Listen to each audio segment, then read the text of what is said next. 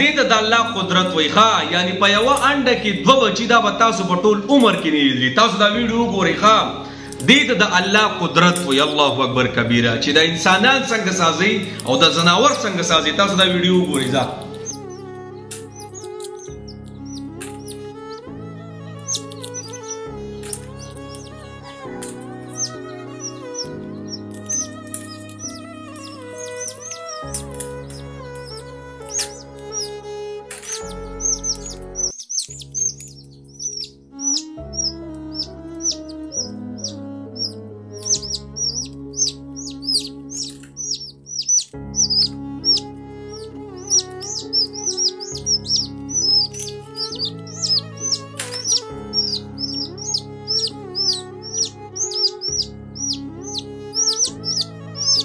تاسو ویډیو وکتل کنه، په یوه انډه کې 2 بچي سازېدل، دې ته د الله قدرت وایي ښه.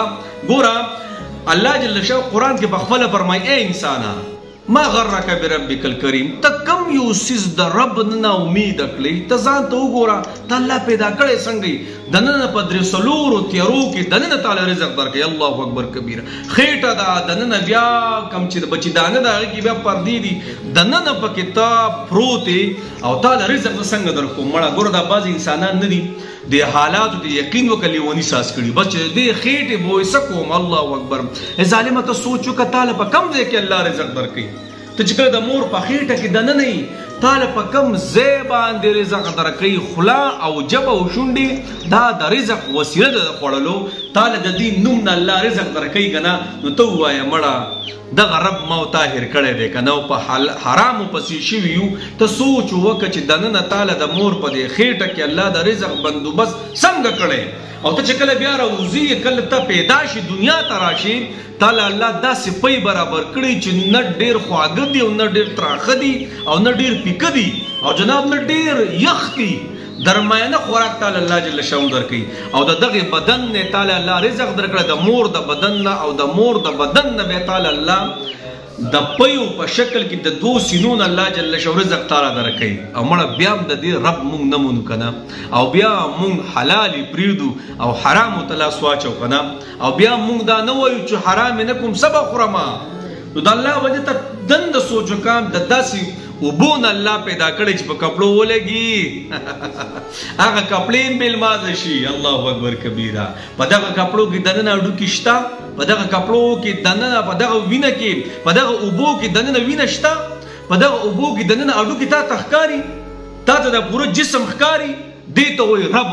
نو جناب چې په دغه ځای کې موږ د نش نشته کړو او د مور په خېټه کې دننه د نوم په ذریعه ما تعالی رزق راکوي، او داسې په یو د بچیدانه کې یو 2 ماشومان الله سازي. تاسو دا ویډیو وکړه که نه، په یوه انډه کې دننه 2 بچي الله سازي که نه، نو ته ووایه ماله به د حلال رزق نه راکوي، ما به الله د رزق د وجې نه په دنیا کې هلاک کي، ما به رسوا کي. جناب دا خبرې اترې ما ورته زده کړي دي، دا لارې ما ورته اختیار کړو، د دې حرامو دا یقین وکړه الله ډېر غفور رحیم دی.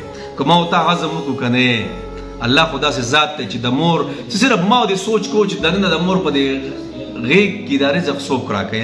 او چې کله مونږ بیا پیدا شو زمونږ غاښونه نه، نو الله جل شانه د مور د سینې نه څنګه دا ګرم پی الله مونږ له راکوي. نو چې دا بندوبست مونږ له کولی شي، نو آیا په دنیا کې ماله د حلال رزق بندوبست نه کوي؟ نو جناب د رب نه ما ورته ویرېږو ښه، رب ګوره شته، دا ټول کائنات یو ذات دی چې هغه چلی چې څه مسایل راشي هغه ته دې مونږ وایو، د حرامو نه دې ګوره مونږ ځان وساتو. نو جناب دا ویډیو رالم ډېره عجیبه راباندې ولګېده، چېرته په زندګۍ کې داسې ویډیو ما نه ده کتلی چې په یو انډه کې دننه 2 بچنګي الله ساز کړي. الله اکبر کبیره د چرګې. بس الله دې مونږ ته د رب حقیقت نصیب، رب منو، خو یقین وکړه چې یقینا په ډېر کمزوری دی. ځکه ما ورته حلال 2 نمبریانې کوم.